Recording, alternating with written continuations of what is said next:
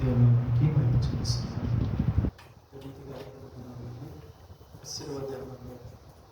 ఆయన యొక్క కృపను, ఆయన యొక్క అభిషేకం పొందుకునేందుకు దేవుడు ఇచ్చిన గొప్ప అవకాశాన్ని బట్టి, ఈ యొక్క శిలువ ధ్యానాలను బట్టి దేవునికి మహిమ చెల్లిస్తూ రెండు చేతులకి దేవునికి స్తోత్రాలు చెల్లిద్దాం. స్తోత్రం స్తోత్రం స్తోత్రం స్తోత్రం. ముందుగా దైవ సేవకులకు, సేవకురాలకు, వచ్చిన విశ్వాసులకు, పరిచారకులకు అందరికీ ప్రభు పేరిట వందనాలు తెలియజేస్తున్నాను. చాలా మంచిది దేవుని ఆరాధించడానికి, కొంత సమయం స్తుతించడానికి. ఇది దేవుని భాగ్యము, దేవునికి మహిమ. వచ్చిన వాక్యం ధ్యానించుకుందాం. ఈరోజు ఒక కీలకమైన విషయాన్ని దేవుడు నాకు బయలుపరిచాడు. అపోస్తలుడైన పౌలు కొరింథీయులకు రాసిన మొదటి పత్రిక 17వ వచనం చదవండి. 1వ అధ్యాయం 17వ వచనం.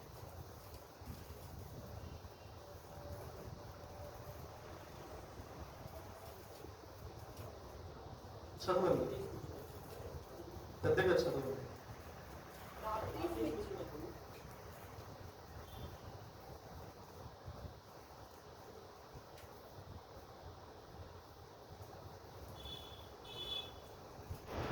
బాప్తిసమిచ్చుటకు క్రీస్తును పంపలేదు కానీ క్రీస్తు యొక్క శిలువ వ్యర్థం కాకున్నట్లు వాక్చాతుర్యం లేకుండా సువార్త ప్రకటించుటకి ఆయనను పంపాను. చాలు. బాప్తిసం ఇచ్చుటకు క్రీస్తు నన్ను పంపలేదు కానీ క్రీస్తు యొక్క శిలువ వ్యర్థము కాకుండానట్లు వాక్చాతుర్యము లేకుండా సువార్త ప్రకటించుటకే ఆయన నన్ను పంపెను. ప్రార్థన చేసుకున్నాను. అందరూ తల నుంచి ప్రార్థన చేసుకున్నాను. ఆయన వాక్యమును వినడానికి కావలసిన శక్తిని వేడుకుందాం. పరిశుద్ధమైన మాత్రమే దయగలిగిన మా యేసయ్య, సర్వోన్నతడానికి వందనాలు, స్తుతి, స్తోత్రములు. నీ కృప చేత ఇంత రీతిగా సంఘం అంతటిని మీరు ఏర్పాటు చేసుకొని, దేవా నీలో ఉన్న బలమును మాకు అనుగ్రహించిపోతున్న విధానం బట్టి స్తోత్రమే. ముందుగా దేవా, ఇదిగో నా చూపుల ద్వారా, నా ఆలోచన ద్వారా, నా మాట ద్వారా, నా శరీరము ద్వారా చేసిన ప్రతి ఒక్క అపరాధ పాపదోషంలో నీ ఎదుట ఒప్పుకొనిచున్నాను తండ్రి. అయ్యా, ఎంతగా నీవు పాపమును అసహించుకున్నావు. నేనైతే పాపమును తీవ్రంగా తీసుకోలేకపోయాను. పాపములో సహవాసము చేసి పాపముతోనే జీవనము గడుపుతూ, అయ్యా, వెళుతున్న మార్గములో పాపము, నువ్వు ఎంతగా పాపమును అసహించుకున్నావో, ప్రాణము పెట్టేంత వరకు పాపమును అసహించుకొని, పాపమును దేవ, ఈ పాపము నుండి విడిపించడానికి మా కొరకు శిలువలో బలియాగమైన దేవుడు. అయ్యా, నన్ను క్షమించండి. నిన్ను గాయపరిచాను. నా బ్రతుకు ఎంత దారుణంగా, ప్రారంభపు దినాల్లో నా ఆత్మీయ జీవితాన్ని ఒక్కసారి జ్ఞాపకం చేసుకుంటే, అయ్యా, ఆత్మీయంగా బలంగా ఉన్నది. రాను రాను రాను రాను ప్రయాణం చూస్తుంటే ఆత్మీయత కాస్త శరీరము అయా స్థితిలో పడిపోయి ఆత్మీయ బలమును కోల్పోయాను తండ్రి. అయ్యా, నాలో ఎంత బలహీనత వచ్చిందో, నాలో ఎంత అయ్యా అవిధేయత వచ్చిందో, నాలో ఎంత దుర్మార్గత వచ్చిందో నన్ను క్షమించండి. నన్ను క్షమించండి. తెలిసి తెలిసి నేను ఎన్నో రకాలుగా నేను గాయపరిచాను, బాధ పెట్టాను, దుఃఖ పెట్టాను. పాపమును తీవ్రంగా తీసుకోకుండా నేను పాపమును ప్రేమించి అయ్యా పాపములో పడిపోయింది. ఎందుకు ఈ బ్రతుకు? ఎందుకు ఈ యొక్క మార్గము అని ఎన్నో బోధలు విని, అయ్యా ఇదిగో నాయనా సేవకులు చెప్పిన బోధలు వింటే చాలు అని, వినుట ద్వారా విశ్వాసం వచ్చిందని చెప్పి విని విని విని విని ఆచరణ లేని భక్తి, జ్ఞానము లేని విశ్వాసం ఈరోజు నా జీవితంలో ప్రభువా, పాడైపోయింది నా హృదయం, నీరు గారిపోయింది నా హృదయం. అయ్యా నా కొరకు ఇదిగో, అయ్యా అదిగో నరకము పొంచి ఉన్నదని నా కొరకు త్యాగము చేసిన నీ శిలువ త్యాగాన్ని వ్యర్థము చేశాడయ్యా. అయ్యా ఆత్మీయతలో బలాన్ని కోల్పోయాను, ప్రార్థనలో బలాన్ని కోల్పోయాను. అయ్యా బలహీనుడయ్యాను, బండరాయి వలె ఇదిగోనైనా కరగని స్థితిలో నా హృదయము బండ వలె మొద్దు మారిపోయింది ప్రభువా. నా గుండెను అయ్యా నా హృదయాన్ని అయ్యా చింపుకుంటున్నాను ఈ రాత్రి. నీ ఎదుట నన్ను బాగు చేయవా తండ్రి, నన్ను బాగు చేయవా తండ్రి, నా హృదయాన్ని బాగు చేయవా తండ్రి, నా బ్రతుకును బాగు చేయవా తండ్రి. అయ్యో అయ్యా సేవకుడిగా ఎన్నుకుంది నీవు, పోషిస్తుంది నీవు, అయ్యా ఆహారం ఇస్తుంది నీవు, నడిపిస్తుంది నీవు, వాక్యములో ఇదిగోనైనా నడిపిస్తుంది నీవయ్యా. నిన్ను కాదని లోకంలో పడిపోయాను, లోకంలో పడిపోయి మునిగిపోతున్న బ్రతుకయ్యా. అయ్యా మునిగిపోయింది నా బ్రతుకు, నన్ను ఒడ్డుకు చేయొచ్చు అయ్యా, నన్ను ఒడ్డుకు చేయొచ్చు.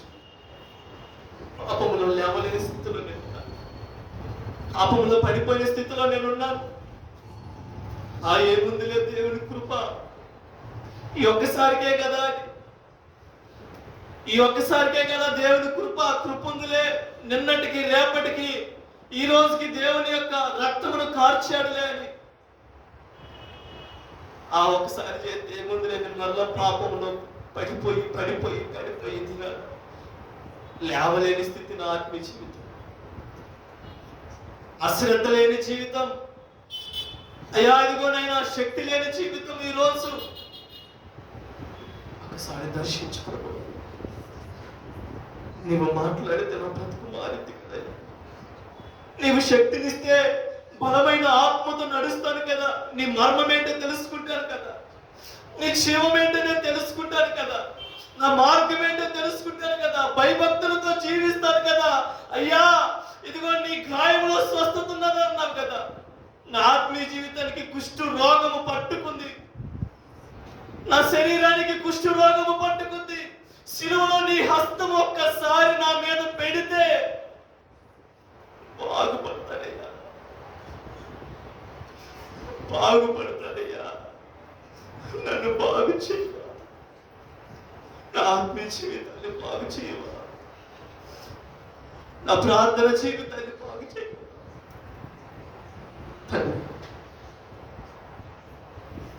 వినేవాడిగా కాదు, ఆచరించేవాడికి నేను ఉండాలి, శ్రద్ధగా నేను ఉండాలి, భయభక్తులతో నేను జీవించాలి. సహాయం దయచేయండి. మాట్లాడే దేవుని చదువుకున్న లేఖనంలోని నీ యొక్క విలువైన మాటలతో నన్ను దర్శించుకో. నీ ప్రభావం నాలో మాలో అందరితో నింపబడిలాగిన కృప దయచేయండి. ఎక్కడ ఇద్దరు కూడి ఉంటాం వారి మధ్య నేను ఉంటానని సెలవించిన దేవుడు కనికరించి సహాయం దయచేయండి. పిలిచిన దేవుడు నమ్మదగిన వాడు నీవు. నేను మోసం చేశాను కానీ ఎప్పుడు నన్ను నీవు మోసం చేయలేదయ్యా. ఎన్ని రకాలుగా నిన్ను మాటల ద్వారా మోసం చేశాను, ఎన్ని రకాలుగా నీకు మాట ఇచ్చి తప్పిపోయి నిన్ను మోసం చేశాను, ఎన్ని రకాలుగా ఇదిగో వస్తున్నానని చెప్పి పారిపోయానో అవన్నీ నా ఎదుటున్నాయి, అవన్నీ నా ఎదుట కనబడుతుంది. గర్వానికి పాలై హృదయమును పాడు చేసుకొని దూరముగా వెళ్ళి ప్రేమ లేని జీవితంతో గడిపి నీ రాకడలో నేను భయపడుతూ వణుకుతూ, నీ రాకడొస్తే నేను ఎత్తబడతానో లేని ప్రశ్నలో ఉన్నాం. ఈ బ్రతుకు వద్దయ్యా, ఈ బ్రతుకు దేనికి పనికిరాదు. ఈ బ్రతుకులో నరకం ఉంటది, ఈ బ్రతుకులో అయ్యా అగ్ని ఆరదు, ఈ బ్రతుకులో పురుగు చావదు. ఈ బ్రతుకు నాకు వద్దయ్యా, ఈ బ్రతుకు నాకు వద్దు తండ్రి. నీకు ఇష్టమైన బ్రతుకు బ్రతికే జీవం నాకు దయచేయండి. నిన్ను సంతోషపెట్టే బ్రతుకు నాకు దయచేయండి అయ్యా. ఆత్మీయంగా ఎలా ఎదగాలో శక్తినివ్వండి, ఆత్మ బలమును ఎలా పొందుకోవాలో శక్తిని దయచేయండి. నా మాటలలో నీవు కనపడాలి, నా చూపులలో నా ఆలోచనలో నువ్వు కనపడాలి. వ్యర్థమైన బ్రతుకు నాకు వద్దు ప్రభు. నిన్ను సంతోషపెట్టే బ్రతుకు, నా బిడ్డ నా కుమార్తె రోషంగా బ్రతికింది అన్న అయా సాక్ష్యము కలిగిన బ్రతుకు కావాలి నాకు. ఆచారమైన భక్తి నాకు వద్దు తండ్రి, దానివల్ల నేను నష్టపోతాను, వ్యర్థమే. ఈ బ్రతుకు నాకు వద్దు, నన్ను క్షమించయ్యా. నీ పాదాలు పట్టుకొని అడగటానికి కూడా నాకు అర్హత లేదు. బలహీనయ్యా, నాలో ఏ మనిషి లేదయ్యా. ఎక్కడ వెతికినా, ఏ కూశాన వెతికినా, ఎక్కడ చల్లను వేసినా, ఎక్కడ కూడా కొంచెం కాదు కదా, ఎక్కడ నీ ఎదుట నిలబడటానికి అర్హత లేదయ్యా. ప్రభు నన్ను క్షమించవాడు అడుగుతున్నా, పాపం నన్ను క్షమించవాడు నీవు. ఇకనైనా ఇదిగోనైనా ఈ శిలువ ధ్యానాల్లో అయ్యా ఇదిగో గతము అయ్యా అయిపోయింది, ఇదిగో నా పాపమును ఒప్పుకొనిచ్చినాను. ఇకనైనా నేను రోషము కలిగి నిన్ను సంతోషపెట్టి నీకు అర్థమైన బ్రతుకుగా నేను బ్రతుకుటకు తీర్మానం చేసుకుంటున్నాను ప్రభు. నన్ను మన్నించు, నన్ను బ్రతికించు, నన్ను వాడుకో అయ్యా. సంఘమునిచ్చింది నీవు అనేక ఆత్మను సంపాదించుటకు, నీ కొరకు జల్లెడను వేయడకు, నీ కొరకు సేవ చేయుటకు బలపరచండి అయ్యా. నన్ను శక్తినివ్వయ్యా, నన్ను అభిషేకించయ్యా, నన్ను నీలో మన్నించండి ప్రభువా. నీ కొరకు వాడుకునే అభిషేకమును దయచేయండి, వాక్యానుసారమైన బ్రతుకు నాకు దయచేయండి. చిలికి చేదరించుకునే బ్రతుకు నాకు వద్దయ్యా. నీ కృపలో నేను ఉండాలి, మేమందరం ఉండాలి. నీ బిడ్డలు దేవా, మేమందరం కలిసి ఇదిగో నీ ఎదుట పాపమును ఒప్పుకొని చిన్నగా ఓడిపోయిన బ్రతుకు వల్లే మేము వచ్చాం, ఓడిపోయాం మేము. మమ్మల్ని గెలిపించే తండ్రి నీ ఎదుటకు వచ్చాం ఈ రాత్రి. సహాయం దయచేయండి. ఒకసారి ప్రార్థన చేయండి. బోధలు విన్నాం, ఎన్నో బోధలు విన్నాం. ఇది దేవుని తడుకునే సమయం, దేవుడిచ్చిన అవకాశాన్ని. నా పాపములను క్షమించుకున్నాను. ఇకనైనా రోషం కలిగి జీవిస్తాను. శక్తిని దయచేయమని వేడుకుంటాను. నీకే స్తోత్రం గానం చెల్లించు. యేసు నామములో చిన్న ప్రార్థన సమర్పించి అడిగి వేడుకుంటుంది నామ తండ్రి.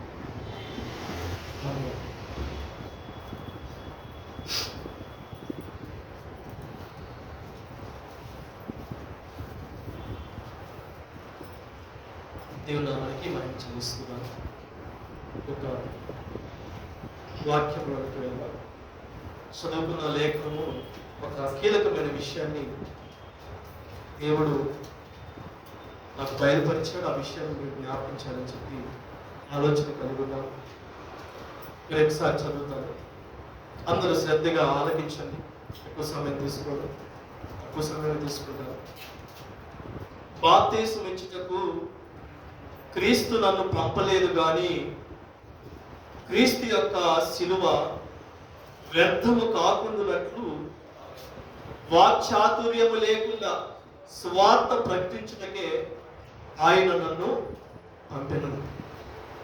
ఈ మాటల ద్వారా దేవుడు మనందరితో మాట్లాడి మన హృదయాలు సరిచేయును గాక. ఆమేన్ చెప్దాం. హల్లెలూయా. రెండు చేతులు ఎత్తి హల్లెలూయా, హల్లెలూయా. గమనించండి పిల్లరా, చదువుకున్న లేఖనంలో నా వైపు చూడండి, అందరూ నా వైపు చూడండి. అపోస్తలుడైన పౌలు ఒక విషయాన్ని సంఘానికి బోధిస్తూ ఉన్నారు. ఏంటి ఆ విషయం అంటే, క్రీస్తు యొక్క శిలువ వ్యర్థము కాకుండానట్లు వాక్యాచార్యము లేకుండా వాక్చాతుర్యము లేకుండా సువార్తను ప్రకటించుటకే ఆయన నన్ను పంపాను అని మాట సెలవిస్తుంది. ఎందుకంటే ఆయన ఏం చెప్తున్నాడంటే, వాక్చాతుర్యము అనేది కలిగి నేను సువార్తను, సిలువ గురించి, సిలువ సువార్తను ప్రకటిస్తే ఆ సిలువ వ్యర్థము అని ఆయన సంఘానికి బోధిస్తున్నాడు. ఒకవేళ వాక్చాతుర్యం అనేది లేకుండా బోధిస్తే, సిలువ గురించి, సిలువ సువార్తను బోధిస్తే అది ఏమండి వ్యర్థము కాదు అని దేవుని వాక్యము పౌలు గారు ప్రకటిస్తున్నారు. ఎందుకంటే వాక్చాతుర్యము అంటే అర్థం ఏంటంటే, ఈ మాటలు ఏంటంటే మాటలను నేర్చిన నేర్పరిగా కనిపిస్తారు. వాక్చాతుర్యము కలిగిన వ్యక్తి ఎలా ఉంటారంటే మాటలతోనే బ్రతుకుతాడు. ఆయన జ్ఞానముతోనే ముందుకు నడిపిస్తూ ఉంటారు. పౌలు గారు ఈ విషయాన్ని, ఎందుకంటే ఆయన సిలువ అనేది వ్యర్థము కాకూడదు అని తనకు తాను ఏమండి పొడుచుకుంటూ మాట్లాడుతున్నాడు. ఈ విషయాన్ని అక్కడే కాదు, ఇంకొక చోట జ్ఞాపకం చేశాడు. 2వ అధ్యాయం కూడా చదవండి. 2వ అధ్యాయం 1 నుండి. సహోదరులారా, నేను మీ వద్దకు వచ్చినప్పుడు వాక్చాతుర్యముతో గాని జ్ఞానాతిశయముతో గాని దేవుని మర్మమును మీకు ప్రకటించుచు వచ్చిన వాడను కాను. నేను యేసుక్రీస్తును, అనగా సిలువ వేయబడిన యేసుక్రీస్తును తప్ప మరి దేనిని మీ మధ్య నిరుగనందునని నిశ్చయించుకొనుచున్నాను. ఎందుకంటే నా ప్రియమైన సంగమా, పౌలు గారు ఏమి ఎరిగాడంటే, సిలువ వేయబడిన యేసుక్రీస్తును తప్ప ఇక ఎవరిని నేను ఎరగలేదు అని దేవుని వాక్యం సెలవిస్తుంది. ఆయన గురించి మాత్రమే నేను చెప్పడానికి, నా జ్ఞానము కాదు, నా బలము కాదు, నా మాటలు కాదు, వాక్చాతుర్యం అనేది నాలో పని చేయకూడదు, వాక్చాతుర్యముతో నేను బోధ చేయకూడదు అని ఆయన సంఘానికి బోధిస్తున్నాడు. మరి దేనితోటి బోధించాలి అంటే,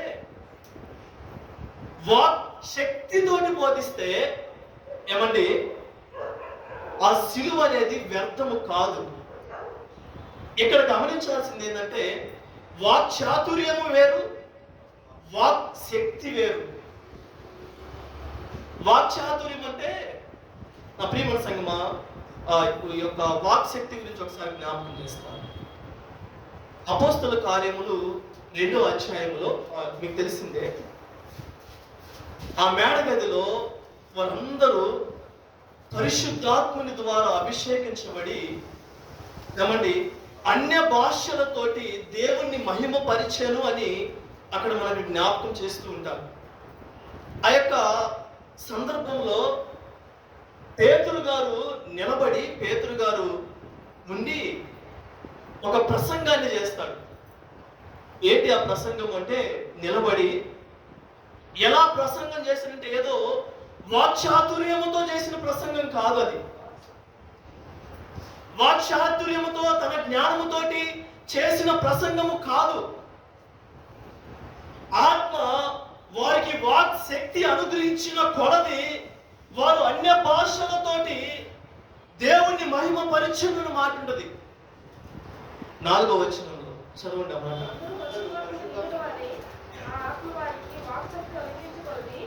చిన్నగా చదవండి. అందరూ పరిశుద్ధాత్మతో నిండిన వారై ఆ ఆత్మ వారికి వాక్ శక్తి అనుగ్రహించిన కొలది అన్య భాషలతో మాట్లాడసాగిరి. నా ప్రియమైన సంగమా, ఎందుకు వాక్ శక్తితోటి సువార్త అనేది బోధిస్తే సిలువ అనేది వ్యర్థమైందండి. సిలువకు అర్థం ఉండదు. ఆయన ప్రాణం పెట్టింది ఎందుకంటే ఏమండి, ఈ ప్రాణం, ఈ బ్రతుకు తర్వాత నరకం ఉంటది. ఈ పాపం నుండి తప్పించబడిన వాళ్ళు ఈ నరకం నుండి తప్పించబడాలి అంటే సిలువ త్యాగము ఎంతో అవసరం అని చెప్పి సిలువలోకి ఎక్కి నీ నా కోసము రక్తమును, పరిశుద్ధమైన రక్తమును కార్చి ఏమండి ఆయన అర్థవంతంగా ముగించాడు. ఈ రోజులు అలాంటి సిలువను వ్యర్థము చేసుకుంటున్నట్టు మనకు కనపడుతుంది. నా ప్రియమైన సంగమా, సేవకులు బోధిస్తున్నారు. ఏమని బోధిస్తున్నారంటే, చాలా మంది విశ్వాసులను సంతోషపెట్టడానికి, సంఘాన్ని సంతోషపెట్టడానికి వాళ్ళ జ్ఞానముతోటి, వాళ్ళ ఆలోచనలతోటి, ఏమంటే తీయని మాటలతోటి, తీయని స్వభావాలతోటి, మాటలతో ఒక మంచి పేరు ప్రఖ్యాతం సంపాదించుకోవడానికి, వారిని నవ్వించడానికి, ఏమండి వాక్చాతుర్యం కలిగిన మాటలతోటి ఏమంటే బోధిస్తూ ఉంటే ఆ సంఘము శక్తి అనేది కోల్పోతుంది. ఎందుకంటే ఆ ప్రసంగం చేసిన తర్వాత, ఒక గంట వాక్చాతుర్యంతో ప్రసంగం చేసిన తర్వాత విశ్వాసులు ఏం చేస్తారంటే, ఒక గంట విని లాస్ట్లో సేవకుడి దగ్గరకు వచ్చి ఏం చెప్పాడు, చాలా బాగుంది వాక్యం అని చెప్పి వెళ్ళిపోతారు. అదే వాక్ శక్తితోటి ప్రసంగం అనేది నడిచిందంటే మాత్రము ఏమండి, ఏ రకంగా వాక్చాతుర్యంతో విన్న ఆ విశ్వాసి పొగిడి వెళుతాడో, వాక్ శక్తితో చెప్పిన ఆ ప్రసంగం విన్న విశ్వాసి పొగడడు పొడవబడతాడని వాక్యం సెలవిస్తుంది. ఆ మాట ఉంది అపోస్తల కార్యము 2వ అధ్యాయము 37వ వచనం.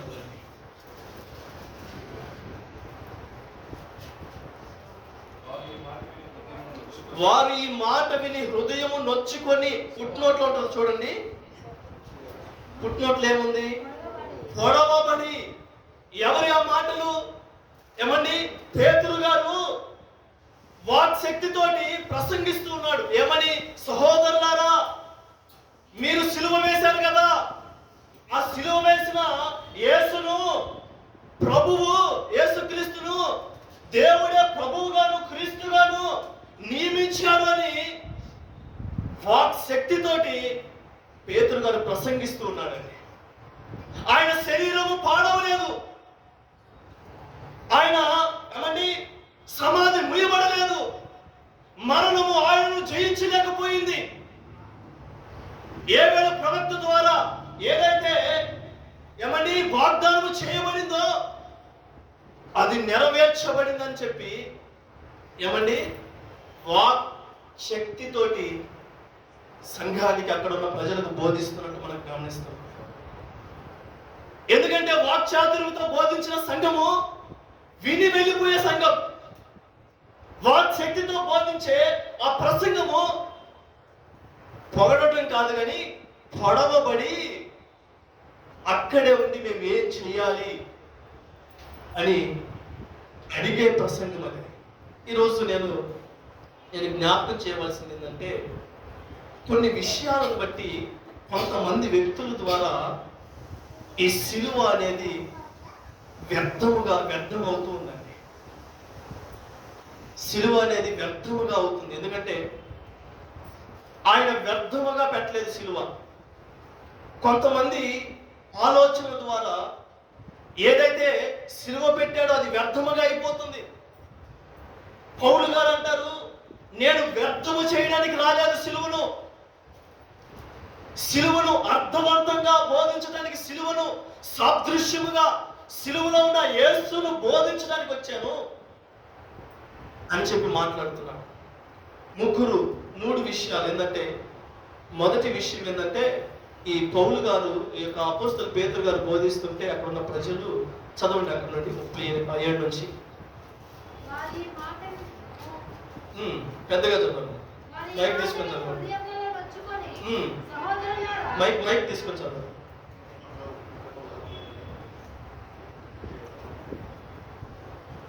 వారు ఈ మాట విని హృదయములో నొచ్చుకొని సహోదరులారా మేమేమి చేద్దామని పేతురును నడమ అపోస్తలులను అడుగుదా, పేతురు వీరు మారు మనసు పొంది పాప క్షమాపణ నిమిత్తము ప్రతివాడు యేసుక్రీస్తు నామమున బాప్తిస్మం పొందుడి, అప్పుడు మీరు పరిశుద్ధాత్మను వరము పొందుదురు. చాలండి. నా ప్రియమైన సంగమా, మొదటగా సత్యముని ఎరిగి కూడా దేవుడు నా కోసము ప్రాణం పెట్టాడు, నా కోసము రక్తమును చిందించాడు, నిజమైన దేవుడు ఈయన ద్వారా తప్ప ఎవరి ద్వారా పరలోకానికి వెళ్ళలేను అని చెప్పి రక్షణ పొందుకున్న వాళ్ళు, బాప్తిసం తీసుకున్న వాళ్ళు వీళ్ళు ఏం చేస్తారంటే, వీళ్ళు సత్య మార్గంలో నడవాలి. ఎలా అంటే బోధ యందు, అక్కడ చదువుకుంటే చదువు 42వ వచనం చదవండి. వాళ్ళు ఏం చేస్తారు? అపోస్తలుల బోధలో ఉంటారంట, సహవాసమందును రొట్టె విరుచుట యందును ప్రార్థన చేయుట యందును ఎడతెగక ఉంటారు. వీళ్ళ ప్రయాణం అది, వీళ్ళ మార్గము అది. ఏమండి, పొడవబడ్డ వాళ్ళ యొక్క మార్గం అది. కానీ కొంతమందిని చూస్తే, కొంతమంది ఆలోచనలు ఎలా ఉన్నాయంటే, ఈ రోజుల్లో దేవుని రాకడ వస్తుందని తెలిసి కూడా ప్రతిరోజు ఏమండి ప్రార్థన చేస్తారు, వాక్యమును చదువుతారు, నిజమైన దేవుడు అని యేసుక్రీస్తు అని నమ్ముతారు. అలాగే నా కొరకు ప్రాణం పెట్టాడని తెలుసు, ఆ సత్యము ఏమండి మార్గము జీవము ఏనే అని చెప్పి సత్యము తెలిసి కూడా ఏమండి బాప్తీసము మారు మనసు ఏమండి పాప క్షమాపణ నిమిత్తము బాప్తీసం తీసుకొని ఏమండి యేసులో కడగా పడరు. అంటే ఒక్కసారి ఆలోచన చేస్తే వీళ్ళ ద్వారా ఏమండి వీళ్ళ కోసము ఆనాడు సిలువలో ఏదైతే త్యాగం చేశాడో అది అర్థవంతంగా ఉందా, వ్యర్థమైందా? సత్యం తెలుసు, మార్గము తెలుసు, పరలోకము గమ్యము తెలుసు. నీవు బ్రతుకు ఇక్కడ ముగించుకొని ఏమండి ఏమైపోయిందో ఆ తర్వాత నరకంలో పడిపోతామని అదంతా తెలుసు. కానీ రక్షణ అనేది పొందుకోకపోవడం ద్వారా, పొందుకోక ఉండటం ద్వారా ఏదైతే ఆయన కార్చాడో, ఏదైతే సిలువలో ఎక్కాడో ఆ సిలువ సువార్త అనేది వీరిని బట్టి వ్యర్థముగా మార్చబడుతుంది. నా ప్రియమైన సంగమా, ఎందుకంటే మారు మనసు బాప్తీసము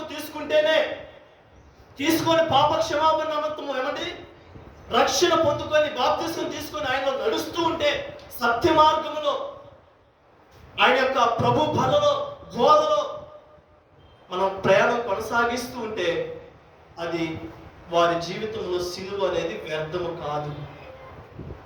ఇక్కడ ఎంతమంది రక్షణ పొందుకున్నారో రక్షణ పొందుకోలేదో నాకైతే తెలియదు, కానీ నీ జీవితంలో సిలువ వ్యర్థం అవుతుందా, వ్యర్థము కావట్లేదని చెప్పి మనం జ్ఞాపకం చేసుకోవాలి.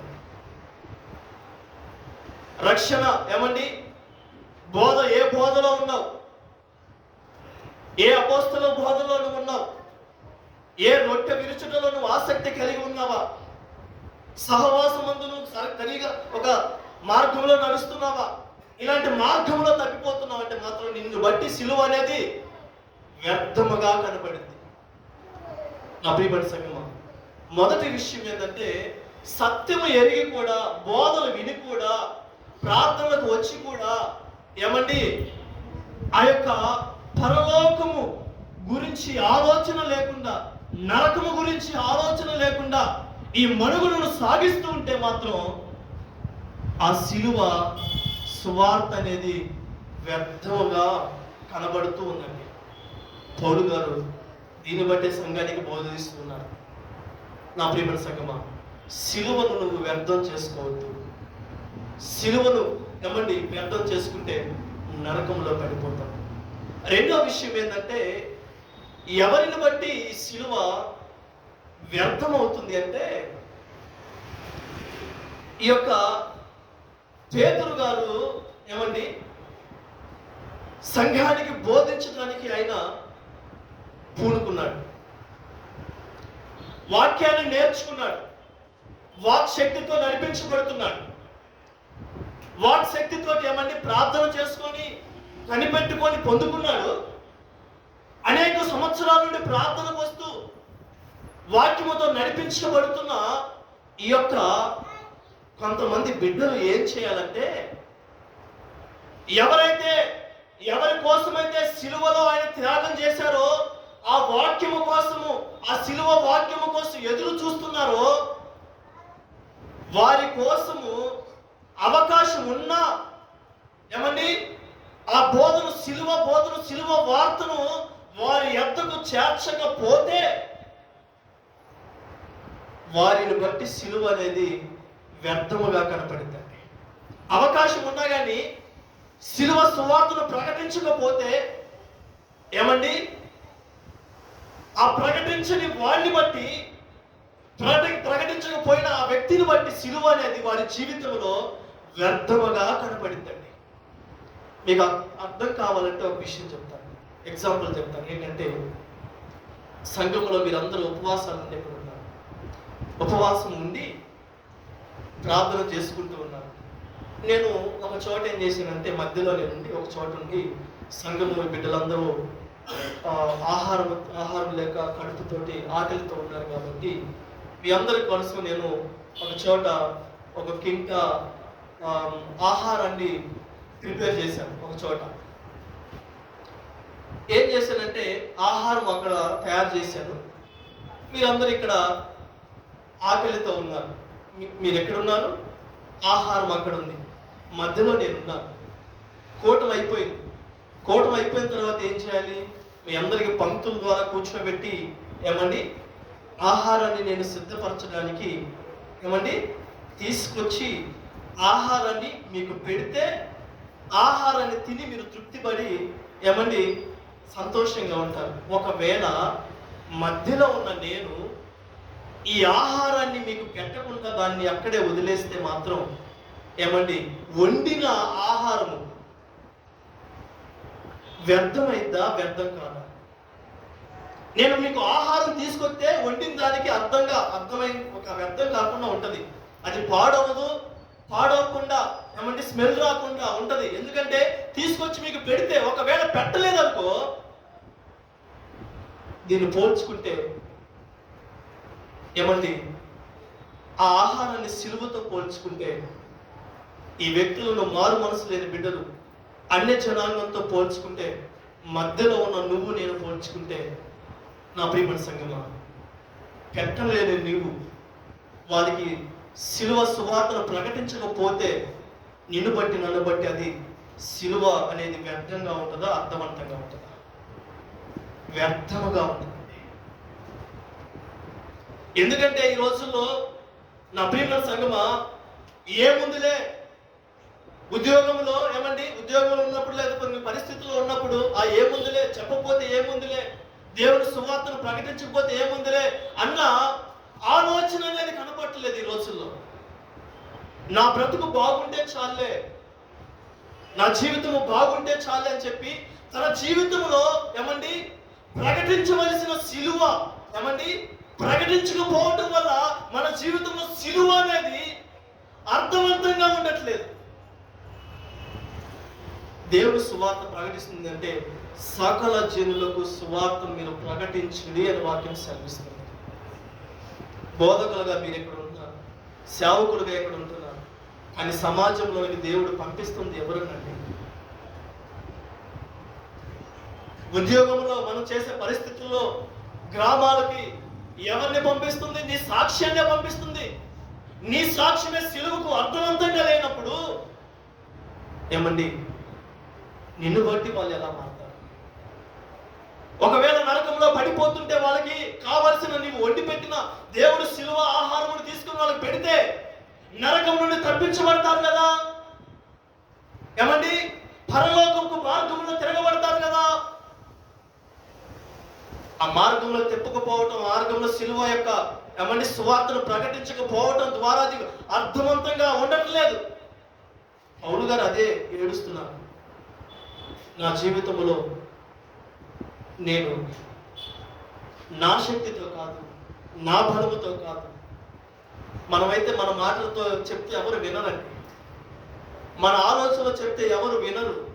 అందుకే పేతురు అంతకు ముందు చెప్పాడు, అనేక రకాలుగా దెయ్యాలను వెళ్ళగొట్టడానికి వెళ్ళారు, కానీ తన శక్తితో ఏమి చేయలేకపోయారు. మోషేలాగా 40 దినాలు కష్టపడ్డాడు. 40 సంవత్సరాలు తన ప్రజలను విడిపించడానికి తన శక్తిని వాడాడు, తన బలాన్ని వాడాడు, అనేక ఆలోచనలతోటి తన జ్ఞానాన్ని వాడాడు.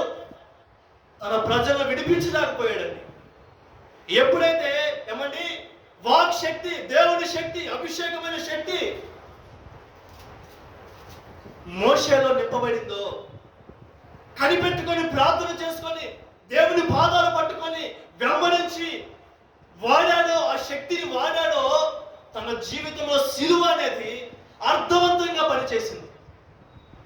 ఈ రోజుల్లో ప్రజలు కూడా నాశనం అవడానికి కారణం ఏంటంటే ఎవరో కాదు, నన్ను నిన్ను ప్రశ్న వేసుకునే వారిగా ఉండాలి. సిలువ గురించి మనం ఎన్నో ప్రసంగాలు చేసుకుంటాం. ఆయన ఎంత చేశాడు, అంత చేశాడు అని చెప్పి. నిజమే, ఆయన దున్నబడ్డాడు, నిజమే, ఆయన కాల్చబడ్డాడు, నిజమే. నీ కొరకు నా కొరకు మధ్యలో ఉండి, ఆకాశానికి భూమికి మధ్యలో ఉండి ఆ వేదనకరమైన పరిస్థితిలోకి వెళ్ళాడు. ఎవరి కోసం? ఆ సిలువలో నా బిడ్డలు అర్థవంతంగా బ్రతుకుతారని, సిలువను జ్ఞాపకం చేసుకుంటారని. ఏదో ఈ రోజుల్లో జ్ఞాపకం చేసుకుంటాం కాదు, కానీ ప్రతిరోజు సిలువకు కూర్చిన అర్థవంతంగా బ్రతుకుతామని. ఈ అర్థవంతమైన బ్రతుకు మన జీవితంలో లేదు, మధ్యలో ఉండి ఎన్నో సంవత్సరాల నుండి. నేను నా జీవితాన్ని జ్ఞాపకం చేసుకుంటే, దేవుని తెలుసుకున్న 6-7 నెలల్లోనే నిజమైన దేవుడేనా, నన్ను నరకం నుండి తప్పించేవాడు ఏనే, పరలోకానికి చేర్చే దేవుడు ఏనే అని చెప్పి వెళ్ళి బాప్తీసం తీసుకోవడానికి లోకంలో మునుగుతున్నామండి. లోకంలో ఉన్న అన్నిటిలో మునుగుతున్నాం, కానీ ఒక్కసారి యేసు పాప క్షమాపణ నిమిత్తము ఆయనలో మునిగితే నన్ను పరలోకముకు చేరుస్తానని చెప్పి ఆగలా. ఇంకా వెళ్ళి మునిగాను, లేచాను. లేచిన తర్వాత ఏం చేశానంటే, ఇదే వాక్ శక్తితో, పరిశుద్ధాత్మ శక్తితో నింపబడి మా గ్రామంలో కొన్ని వందల ఇల్లులు ఉన్నాయి. ఏ ఇల్లును మిస్ చేయకుండా ప్రతి ఇంటిలోకి వెళ్ళి కూర్చొని, ప్రతి భార్యాభర్తలకు, ప్రతి చిన్నవాడికి మొదలుకొని కొన్ని దినాలు, 10 రోజుల దినాలు అదే పనిగా పెట్టుకొని ప్రతి ఇంట్లో, అయ్యా ఇదిగో ఇంత దారుణంగా నేను బ్రతికాను, ఇంత నీచంగా నేను బ్రతికాను, ఇది మార్గము కాదు అయ్యా, ఇది మన మార్గము కాదని చెప్పి నా సాక్ష్యాన్ని పంచుకొని దేవుణ్ణి ప్రకటించడానికి, పూనుకోవటానికి దేవుడు శక్తినిచ్చాడు. ఆ రోజు ఎంతో మంది ప్రభావితులు అవడానికి దేవుడు శక్తినిచ్చాడు. ఆ రోజుల్లో నా కుటుంబం ఎవరు రక్షణ పొందుకోలేదు. విగ్రహారాధనతో ఉండి, అనేక మార్గములతో ఉంటే, అదిగో రక్షణ పొందుకునేటప్పుడు ఒక సహోదరి అంది, నీ యొక్క తండ్రి విగ్రహారాధకుడు గుడులు కట్టిస్తాను కదా, ఒకవేళ తెలిస్తే నిన్ను ఊరుకోడరా అంటే, ఆ రోజు దేవుడు ఇచ్చిన శక్తితో ఇదిగో వాళ్ళే నా వెనక వస్తారని చెప్పి దేవుడి యొక్క శక్తిని బట్టి మాట్లాడితే, ఈ రోజు నాకు తెలియకుండానే అవన్నిటిని తీసుకెళ్లి కాలంలో పడేసి ఈరోజు నా తల్లిదండ్రులకు ఆత్మీయ తండ్రిగా నిలబెట్టాడు నన్ను. నా తల్లి రక్షించబడటానికి, నా తండ్రి వాటన్నిటిని విడిచిపెట్టి నా దేవుడు, మన దేవుడు గొప్పవాడని చెప్పడానికి, మధ్యలో ఆహారం పెట్టడానికి, నా దేవుడు సిలువ వ్యర్థము కాకుండా ఉండడానికి నా దేవుడు నన్ను శక్తితో నింపుకున్నాడండి. గ్రామము ఏదో నా బలము, నా వాక్చాతుర్యము కాదండి, ఇది దేవుని శక్తితోటి నిలబట్టడానికి దేవుడు కృప చూపించాడు. ఒకసారి జ్ఞాపకం చేసుకోవాలి, ఎంతమంది నీ వల్ల ప్రభావితులయ్యారు, నీ వల్ల ఎంత సిలువ అనేది వ్యర్థమైంది. సంఘాల్లో కూడా సేవకులు ఎంతగా తయారయ్యారంటే బాధేస్తుంది. బాప్తిసం ఇచ్చాము అంత మాత్రానే వదిలేస్తున్నారు. వాడి యోగక్షేమం ఏంటి, వాడి ఆత్మీయ జీవితం ఏంది, వాడు పడిపోయాడా లేచాడా, వాడి బ్రతికేంది, ఆ యొక్క ఆత్మను ఏమండి నాకు అప్పచెప్పాడు, నేను ఎంతవరకు వాడిని నడిపించగలను అయ్యా అని దేవుని పాదాలు పట్టుకుని సేవకులు మిస్ అయ్యారు.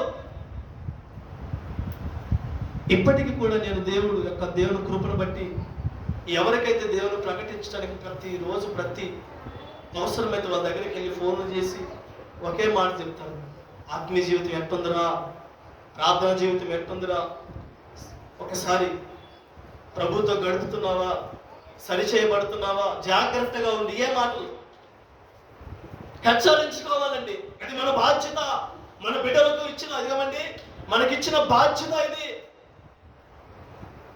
దేవుని రాకడలో ఉన్నాము, వచ్చేసాము, ప్రార్థన చేసుకుని వెళుతున్నాము అంటే బాధ్యత లేని కుమార్తెగా మనం ఉండకూడదు.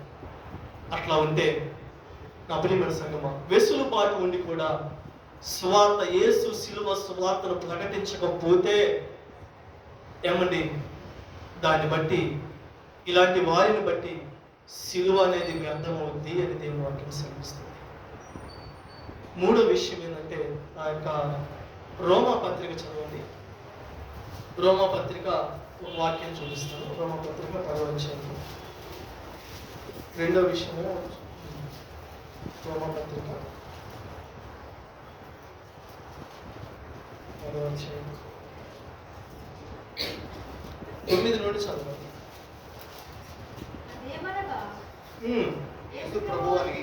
యేసు ప్రభువని నీ నోటితో ఒప్పుకొని దేవుడు మృతులలో నుండి ఆయనను లేపెనని నీ హృదయమందు విశ్వసించిన ఎడల నీవు రక్షింపబడుదువు. నా ప్రియమైన సంగమా, ఇలాంటి వ్యక్తి జీవితంలో యేసు శిలువ అనేది వ్యర్థము కాదు. నోటితో నా దేవుడు యేసు అని ఒప్పుకొని ఆయనలో రక్షణ పొందుకున్న వారి జీవితంలో శిలువ అనేది ఎప్పటికీ వ్యర్థము కాదు. ఇంకా చదవండి. నీతి కలుగునట్లు మనుష్యుడు హృదయంలో విశ్వసించును రక్షణ కలుగునట్లు నోటితో ఒప్పుకొనును. ఏమనగా ఆయన యందు విశ్వాసం నుంచి వాడను సిగ్గుపడని లేఖనం చెబుతున్నది. యూదుడని గ్రీస్ దేశస్థుడని ఏ భేదము లేదు, ఒక్క ప్రభువే అందరికీ ప్రభువై ఉన్నాడు. తనకు ప్రార్థన చేయు వారికి అందరి ఎడల కృప చూపుటకు ఐశ్వర్యవంతుడై ఉన్నాడు. ఎందుకనగా ప్రభువు నామమును బట్టి ప్రార్థన చేయువాడెవడు వాడు రక్షింపబడును. వారు విశ్వసింపని వారికి ఎట్లు ప్రార్థన చేయుదురు, వినని వారిని ఎట్లు విశ్వసించుదురు. ప్రకటించువాడు, ఇక్కడ చూడండి, ప్రకటించువాడు లేకుండా ఏమని నీవు ప్రకటించకుండా వాడు ఎట్లా రక్షించబడతాడు? నిన్ను బట్టే కదా శిలువ అనేది ఏమండి వ్యర్థమవుతుంది. శిలువ సువార్తను ప్రకటించకపోతే వాడు ఎలా రక్షించబడతాడని ప్రశ్న ఎవరు అడుగుతున్నారు? ఈ ప్రశ్న నీకు కాదా? ఈ ప్రశ్న నాకు కాదా? ప్రకటించేవారు కావాలి, యేసు శిలువను మోసేవాళ్ళు కావాలి, యేసు శిలువను మీద పెట్టుకునే వాళ్ళు కావాలి. ఒకవేళ లేకపోతే నిన్ను బట్టి శిలువ అనేది వ్యర్థముగా ఉందని దేవుడు కన్నీళ్లు కారుస్తాడు. అయ్యో, వీడి కోసమా నేను ప్రాణం పెట్టింది, వీడి కోసమా నేను రక్తమును కార్చింది, ఈమె కోసమా నేను గాయపరచబడింది అని. ఏ ఆత్మ నశించిపోకూడదని చెప్పి నేను కదా. అయ్యో, నా బిడ్డలు రాలిపోతున్నారు, నా బిడ్డలు నీకోసమే కదా నేను ప్రాణం పెట్టింది. ఎందుకు నీవు వెనకకు వెళ్ళిపోతున్నావు? ఎందుకు లోకంలోకి వెళ్ళిపోతున్నావు? నేను ప్రకటించమని చెప్తున్నాను, నా సిలువను మోయమని చెప్తున్నాను. నీవు మోయలేని స్థితిలో ఉన్నావు కాబట్టి నీ ఇంటిలో రక్షణ అనేది తక్కువైంది. నీవు మోయలేకపోతున్నావు కాబట్టి నీ ఇంటిలో ఏమండి సిలువ వ్యర్థమవుతున్నదండి. నా ప్రియమైన సంగమా, ప్రకటించే వాళ్ళు కావాలి మన కుటుంబానికి, మన బిడ్డలకు బోధించుకునే వాళ్ళు కావాలి, నా భార్యకి లేకపోతే నా తల్లిదండ్రులకు లేకపోతే నా జీవితానికి ఏమండి సిలువ సువార్త ఎంతో అవసరం. కూర్చోబెట్టుకొని బోధించుకునే, ఎందుకంటే మనుష్యులైతే మన మాటలతో వాక్చాతుర్యముతోటి కల్పన కథలతోటి బోధిస్తాము, కానీ సంతోషపెట్టడానికి వ్యర్థమైన ముచ్చట్లతో పెట్టుకొని వ్యర్థం చేసుకుంటాం. కానీ అదే కనిపెట్టుకొని ప్రార్థన చేసుకుంటే దేవుడు వాక్ శక్తిని మనలో పెట్టి ఆ మాట తొలగిపోకుండా నీ హృదయంలో నుంచి మాట ఏమండి ఆ మాటను బట్టి అనేక ఆత్మలు రక్షించబడడానికి దేవుడు కృప చూపిస్తాడు. హల్లెలూయా.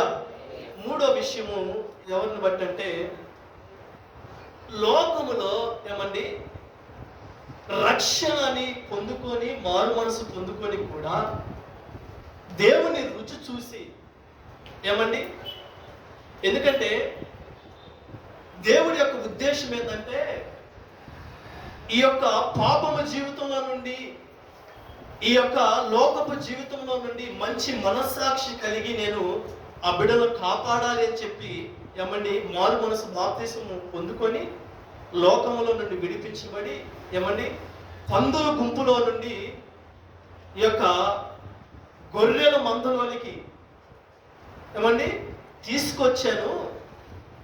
ఈ మందలు మంచి మంచి హృదయం కలిగి మంచి మనస్సాక్షి కలిగి నడుచుకోవాల్సిన ఈ మందలే ఈ దినాన గొర్రెల మందలో నుండి మరలా వెనకకి పందుల మందలోనికి వెళ్ళి పందుల యొక్క ఆచారం నడుస్తుంది.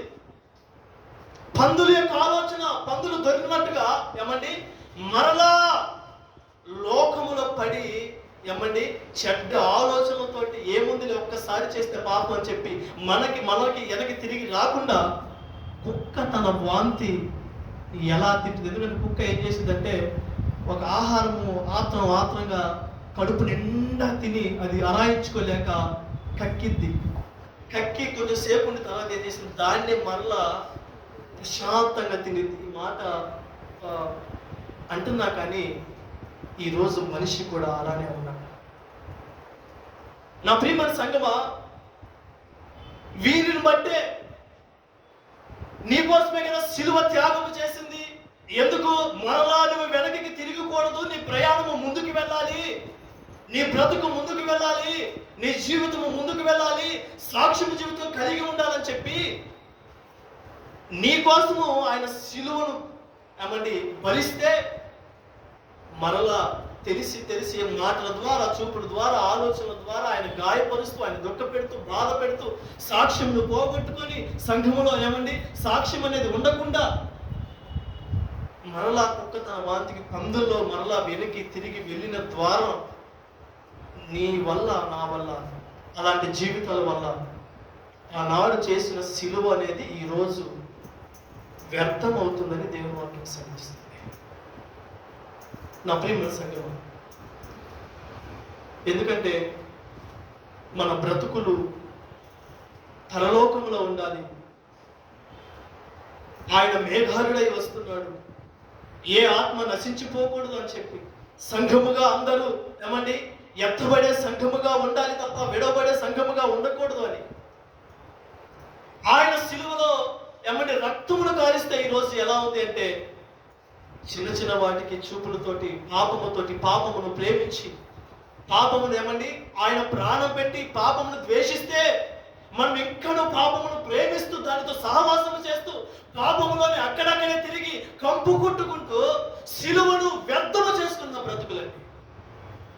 నా ప్రియమైన సంగమా, ఇలాంటి బ్రతుకుంటే, ఇలాంటి జీవితం ఉంటే పౌలు గారు ఏ రకంగా ఏమండి ఈ లోకపు ఆశలతోటి సిలువను వ్యర్థం చేసుకోవద్దని చెప్తున్నాడు. ఈ లోకములో పడిపోయి లోకములో తిరిగి వ్యసనాలకి, వ్యభిచారాలకి, త్రాగుడికి, గంజాయికి ఏమండి ప్రేమ లేని జీవితాలతోటి చీదరగా బురదగుంటలో ఏమండి కంపులో ఉండి, ఏమండి పెంట కంపులో ఉండి బయటికి రాలేక, ప్రేమలో లేక, సమాధానాలతో లేక ఏమండి ఒకరినొకరిని దూషించుకుంటూ, ఒకరినొకరిని కొట్టుకుంటూ, భార్యాభర్తలకు సమాధానం అనేది ఏమండి ప్రేమ అనేది విలువ అనేది తెలియకుండా సిలువను వ్యర్థపరుచుకుంటున్న దౌర్భాగ్యమైన స్థితిలో ఈనాడు అనేక మంది తిరుగుతూ ఉన్నారండి. నా ప్రియమైన సంగమా, ఏదో కఠినంగా చెప్తున్నానని కాదు, కానీ బాధతో వాక్ శక్తితో చెప్తుంది నీకోసమే కదా ఇంతగా నేను గాయపరిచింది, నీకోసమే కదా నేను ప్రాణం పెట్టింది. నువ్వెందుకు మరలా లోకములో పడిపోయావు? ఎందుకు నువ్వు మరలా తిరిగి రాలేకపోతున్నావు? నన్ను మరలా ఎందుకు బల్యముతో పొడుస్తున్నావు? నా కన్నీటికి ఎందుకు కారకులు అవుతున్నావు? నేను మరలా తండ్రి వద్ద నుండి ఇదిగో నీ కొరకే కదా నేను ప్రార్థన చేస్తుంది, రోధిస్తుంది. ఎందుకు నా బాధ నువ్వు తెలుసుకోలేకపోతున్నావు అని ఆయన రోధిస్తున్నాడు.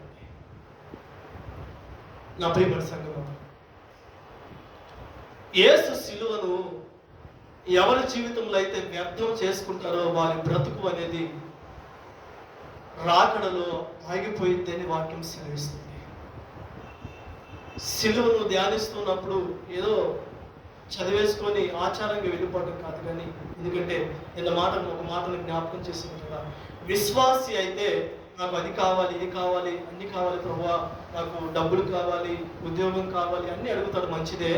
కానీ అదే పరిచారకుడు అయితే ఇచ్చిన డబ్బును బట్టి, ఇచ్చిన అధికారాన్ని బట్టి, ఇచ్చిన ఆశీర్వాదాన్ని బట్టి వాక్యానుసారంగా నడుచుకుంటాడు. నాకు ఎందుకు డబ్బు ఇచ్చావు, నాకు ఎందుకు ఉద్యోగాన్ని ఇచ్చావు, నాకు ఎందుకు పరిచయం ఇచ్చావు, ఎందుకు సువార్త భారం ఇచ్చావు అని చెప్పి వాక్యానుసారంగా నడుచుకుంటాడు. కానీ విశ్వాసి అయితే మాత్రం అడిగే మార్గంలోనే ఉంటాడు, నడిచే మార్గంలో ఉండడు. నా ప్రియమైన సంగమం, ప్రార్థన చేసుకొని ముగించుకుందాం, తల ఉంచుదాం. ఎన్ని రకాలుగా సిలువ నీ ద్వారా వ్యర్థపరచబడిందో ఒకసారి ఆలోచన చేసుకో. పందుల్లోకి మరలా పందుల గుంపులోకి వెళ్ళిపోయి ఎంతగా నువ్వు దొర్లాడావో, ఎంతగా కంపు కొడుతుందో ఒకసారి నీ హృదయాన్ని ఒకసారి దర్శించు. నా ప్రభువు నిన్ను తాకి ఉండగా, నా ప్రభువు నిన్ను ముట్టి ఉండగా, సిలువకు అర్థము లేని జీవితం నీది, సిలువకు పరమార్థము మర్చిపోయిన నీ జీవితం అని ఆయన ప్రశ్నిస్తూ ఉండగా ఎక్కడ తప్పిపోయావో? రక్షణ లేదా? అయితే సిలువ అనేది నీలో వ్యర్థముగా కనిపిస్తుంది. ప్రకటించకపోతున్నావా? ఇతరులకు యేసును పరిచయం చేయలేకపోతున్నావా? అయితే నిన్ను బట్టి సిలువ అనేది వ్యర్థంగా కనిపిస్తుంది. మారు మనసు పొందుకొని కూడా, బాప్తిసములో అనుభవిస్తూ బాప్తిసం తీసుకొని కూడా, ప్రభు బలలో నువ్వు పాలు భావిస్తులవుతూ కూడా నీవు మరలా కుక్క వలె తన పంది వలె నువ్వు దొల్లాడుతూ ఉంటే నా ప్రభు సిలువ నిన్ను బట్టి వ్యర్థముగా కనపడుతుంది. నా ప్రియమైన సహోదరి సహోదరుడా, ఏ విషయంలో నువ్వు తప్పిపోతున్నావు? ఏ విషయంలో సమాధానం కోల్పోయావు? ఏ విషయంలో సమయాన్ని నీవు మింగివేసావో? ఏ విషయంలో సిలువకు సాదృశ్యంగా నువ్వు లేవో? దేవుడు మాట్లాడుతున్నాడు, నా సిలువను ఇదిగో నీకు అప్పచెప్పిన సిలువను నువ్వు మోస్తున్నావా? అక్కడే పడేసి అక్కడే నువ్వు దొరుకుతున్నావా? అయితే నీవు అగ్నిగుండానికి పాలు భావిస్తున్నావు. ఏ మార్గంలో నువ్వు ఉండాలో నిర్ణయం నీదని స్వేచ్ఛనిస్తున్నాడు దేవుడు. నా ప్రియమైన సంఘం, ఏ మార్గంలో ఉన్నా ఒకసారి జ్ఞాపకం చేసుకో. పరిశుద్ధమైన మా తండ్రి, దయగలిగిన మా యేసయ్యా, నీకు వందనాలు, స్తుతి, స్తోత్రాలు. ఈ యొక్క రాత్రికాల సమయంలో నీ సిలువ అర్థవంతంగా అయాదిగునైనా మాకు అనుగ్రహించావు. ఆత్మీయంగా ప్రార్థనలో, విశ్వాసములో మాకు అప్పచెప్పిన బాధ్యతలో, సంఘ బాధ్యతమైతే మీ, కుటుంబ బాధ్యత మీ, సమాజ బాధ్యతమైతే మీ, నీ సిలువకు సాదృశ్యంగా మేము కొనసాగుటకు కృప దయచేయండి. అర్థవంతంగా ఇదిగో నన్ను యేసయ్యా ఇదిగో వ్యర్థము చేసుకోకుండా ఇచ్చిన సమయాన్ని బట్టి, ఇచ్చిన ఇదిగో నన్ను యేసయ్యా బాధ్యతను బట్టి మేము అర్థవంతంగా జీవించే బ్రతుకును మాకు దయచేయండి. మాలో బలమును దయచేయండి, ఆత్మ బలమును దయచేయండి, అభిషేక బలమును దయచేయండి, నీ సువార్తను ప్రకటించే శక్తిని దయచేయండి, ఆత్మను సంపాదించే అభిషేకమును దయచేయండి. మేము సాక్ష్యము కలిగి సాక్ష్యమును పోగొట్టుకోకుండా బలమైన సాక్ష్యము కలిగి కొనసాగుటకు సమాజంలో నిన్ను అయాదిగునైనా ప్రచురపరచుటకు కలిగిన సాక్ష్యమును మా అందరికీ దయచేయమని ప్రత్యేకంగా ప్రార్థిస్తూ అయా ఇదిగో నాయన నీవు మాట్లాడిన ప్రతి మాట నీరుగట్టి ఫలింపచేసి మా హృదయాల్లో నెమరు వేసుకుంటూ సిలువకు అయా తగిన రీతికి మేము జీవించే బ్రతుకును మాకు దయచేయమని సంఘాన్ని బలపరచండి, సేవకులను బలపరచండి, సేవకులను తల్లిగా ఇదిగో వృద్ధాప్యమున్న బిడ్డలను అయా యవనస్తురాలను అయా కుటుంబాలను మీరు దర్శించి నీ నామానికి మహిమకరంగా నిలబెట్టుకోమని వేడుకుంటూ నీకే స్తోత్రము గానము చెల్లించుకుంటూ యేసు నామములో చిన్న ప్రార్థన సమర్పించడానికి వేడుకుంటుంది మాము తండ్రి. ఆమేన్. ప్రభు రక్తమే చేయి, ప్రభు శిలువ రక్తమే చేయి, ప్రభు రక్త సంపూర్ణ చేయి, ఉపాధి గ్రంథ నాశనం. హల్లెలూయా, స్తుతి స్తోత్రం. ఆమేన్. అందరికీ వందనాలు.